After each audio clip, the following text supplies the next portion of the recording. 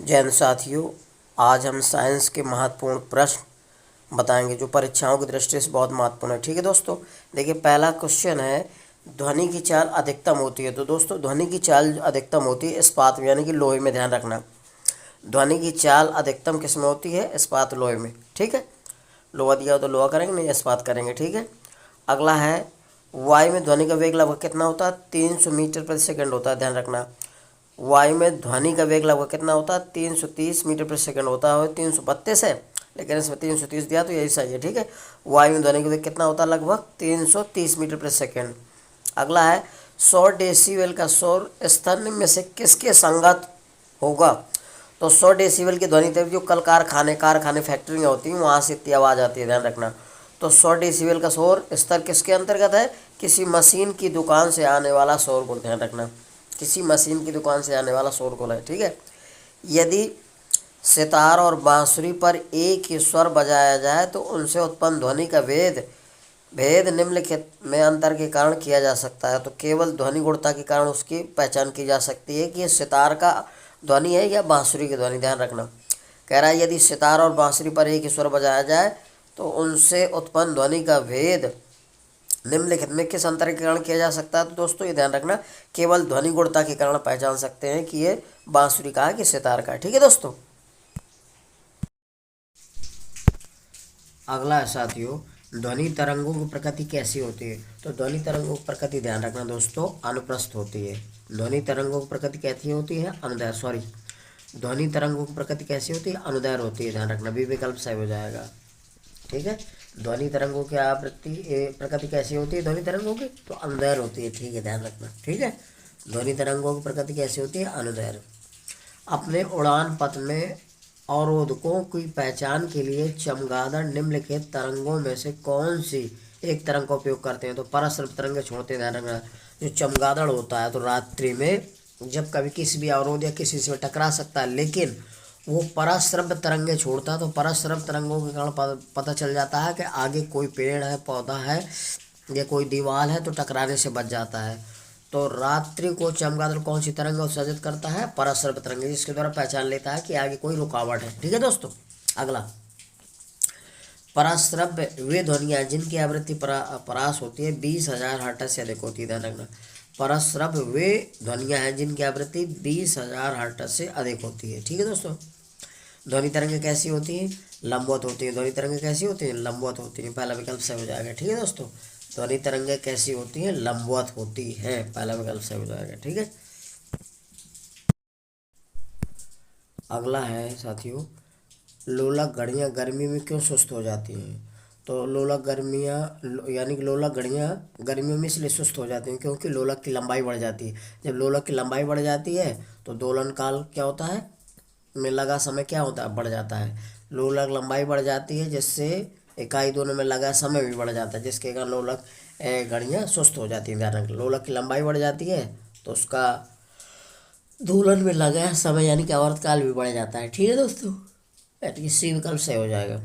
अगला है, किसी सरल लोलक की लंबाई को 4% बढ़ा दिया जाए तो उसका आवर्तकाल कितना होता है? 2% बढ़ जाएगा। ध्यान रखना, किसी सरल लोलक की लंबाई 4% बढ़ा दी जाए तो उसका आवर्तकाल कितना हो जाएगा? 2% बढ़ जाता है। पार्श्व विकृति तथा अंदर विकृति के अनुपात को क्या कहते हैं? तो पॉइसन अनुपात कहते हैं। ध्यान रखना, पहला विकल्प सही हो जाएगा।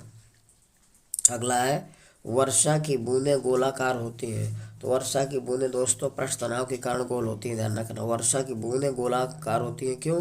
तो सतही तनाव के कारण। इसमें पहला विकल्प सही हो जाएगा। सतही तनाव के कारण, यानी कि पृष्ठ तनाव ने दिया था, तनाव के कारण हो जाएगा। ध्यान रखना है, सतही तनाव का मतलब ही पृष्ठ तनाव होता है। वर्षा की बूंदें गोलाकार होती हैं क्यों? तो पृष्ठ तनाव के कारण, यानी कि सतही तनाव के कारण। ठीक है दोस्तों, अगला है साथियों, धूप के चश्मे की क्षमता कितनी होती है? तो धूप के चश्मे की क्षमता 0 डायोप्टर होती है। ध्यान रखना, धूप के चश्मे की क्षमता कितनी होती है? 0 डायोप्टर। और लेंस की क्षमता का मात्रक डायोप्टर होता है। ध्यान रखना, लेंस की क्षमता का मात्रक क्या होता है? डायोप्टर होता है, इसीलिए 0 डायोप्टर लिखा है। ठीक है, अगला है, यदि किस एनक के लेंस का पावर +2 डायोप्टर हो तो इसकी फोकस दूरी क्या होगी?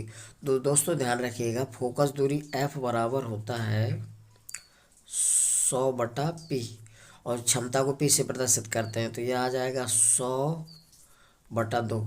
2 से 2 काट दो तो 5 10, यानी कि 50 सेंटीमीटर आ जाएगी। ध्यान रखना कितनी क्षमता, वो फोकस दूरी कितनी आ जाएगी, 50 सेंटीमीटर। तो फोकस दूरी F बराबर होता है 100/P। P क्षमता होता है और क्षमता का मतलब डायरेक्टर होता है। P का मान 2 दिया, 2 को भाग 100 में कर देंगे तो 50 सेंटीमीटर आ जाएगा। ठीक है दोस्तों। अगला है, किसी अपारदर्शी वस्तु का रंग उस रंग के कारण होता है जिससे वह क्या होता है, परावर्तित नहीं हो सकता। ध्यान रखना, किसी अपारदर्शी वस्तु का रंग उस रंग के कारण होता है जिससे वह परावर्तित नहीं करता, जिससे वह क्या करता है, परावर्तित नहीं करता। अगला है, लाल कांच को अधिक ताप पर गर्म करने पर वो कैसे दिखाई देगा। लाल कांच को अगर अधिक गर्म कर दिया जाए तो हरा दिखाई देता है, हरे रंग का दिखाई देता है। लाल कांच को अधिक ताप पर गर्म करने पर कैसे दिखाई देता है, हरा। लाल कांच को यदि अधिक गर्म किया जाता है तो कैसा दिखाई देता है, हरा रंग का दिखाई देता है। अगला, प्रकाश का रंग निश्चित किया जाता है तरंगदैर्ध्य द्वारा। तो प्रकाश का रंग निश्चित किया जाता है किसके द्वारा, तरंगदैर्ध्य, तरंग द्वारा ही प्रकाश का रंग निर्धारित किया जाता है। ठीक है दोस्तों, प्रकाश का रंग निश्चित किया जाता है तरंगदैर्ध्य के द्वारा। तो सी विकल्प सही हो जाएगा। ठीक है दोस्तों। अगला साथियों, बिजली के बल्ब का फिलामेंट किस तत्व से बना होता है। तो टंगस्टन का बना होता है, ध्यान रखिएगा। बिजली के बल्ब का फिलामेंट किस तत्व से बना होता है, टंगस्टन का धातु का। अगला, विद्युत हीटर का एलिमेंट निम्नलिखित में से किस धातु को बना होता है। तो नाइक्रोम धातु को बना होता है। विद्युत हीटर का एलिमेंट किस धातु को बना होता है, तो नाइक्रोम का बना होता है। ठीक है दोस्तों। अगला है, 100 वाट वाले 10 बल्ब प्रतिदिन 1 घंटा जलते हैं तो प्रतिदिन विद्युत ऊर्जा का उपयोग कितना होगा, तो 1 यूनिट होगा दोस्तों। तो इसमें ऊर्जा बराबर होता है दोस्तों, ये होता है वाट गुणे घंटे, मतलब गुणा 10, जितने दिन काम करता है सबका गुणा कर देंगे, बटे 1000 होता है दोस्तों। 1 2 3, तो 1 0 2 0 3 0, 1 0 2 0 3 0। ध्यान रखना, ऊर्जा बराबर होता है वाट गुणे घंटे गुणे दिन बटा 1000। तो देखो 100 वाट दे रखे हैं और गुणे 10, तो 100 गुणे 10 गुणे 1 घंटा बटे 1000 होता है। तो बस काट देंगे सबको तो 1 यूनिट आ जाएगा, यानी कि पहला विकल्प सही हो जाएगा। ध्यान रखिएगा, ऊर्जा जब भी निकालना हो तो जितने घंटे और जितने बल्ब, ठीक है, और जितने वाट के हैं इन सबका गुणा कर देंगे और 1000 का भाग कर देंगे तो यूनिट में निकल आएगा, तो 1 यूनिट। ठीक है दोस्तों। अगला, तड़ित चालक का आविष्कार किसने किया था। तड़ित चालक का आविष्कार किसने किया था, तो बेंजामिन फ्रैंकलिन ने किया था। तड़ित चालक का आविष्कार किसने किया था, बेंजामिन फ्रैंकलिन ने। निम्न में से कौन सा विद्युत अनुचुंबकी है। निम्न में से कौन सा विद्युत अनुचुंबकी है, तो दोस्तों क्रोमियम अनुचुंबकी होता है। ठीक, ध्यान रखना, विद्युत अनुचुंबकी कौन है, क्रोमियम। कापर है, कोबाल्ट है, निकल, ये सब क्या है, प्रतिचुंबकी है। ध्यान रखिएगा। ठीक है दोस्तों। यदि दोस्तों मेरा वीडियो अच्छा लग रहा है तो मेरे वीडियो को लाइक और सब्सक्राइब करिए। ठीक है दोस्तों, जय हिंद।